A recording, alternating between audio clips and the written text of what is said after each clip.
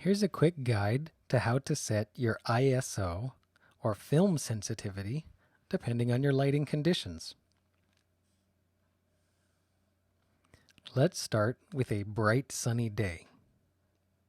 With a bright sunny day, you have a lot of light, so you want your ISO to be very low, either 100 or 200, generally the lowest your camera has to offer. Now, if the day is mostly sunny, then you want ISO 200, possibly ISO 400.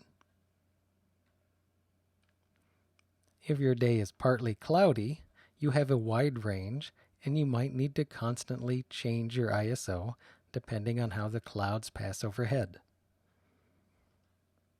So on a partly cloudy day, you may go from 200 to 400.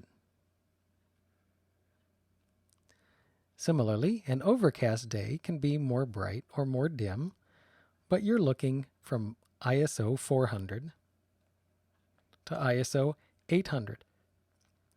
Now 800 is about the highest you can go without having any grain in your photograph. So when the overcast day starts to dim, or you go indoors, so a bright day indoors would be ISO 400, 800, or even 1600.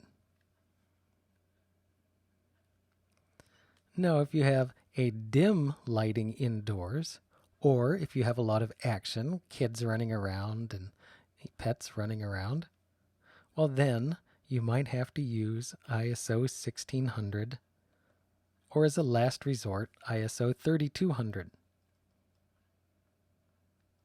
But you can see, if you shoot at ISO 3200, you will be adding a lot of grain into the photograph.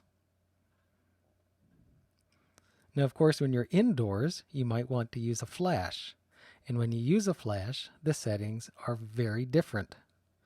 With a flash, you always want your shutter speed to be 125.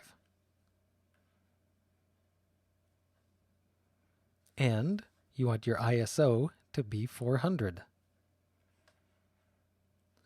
So when you're indoors using a flash, pretty much the only setting that is variable is your aperture.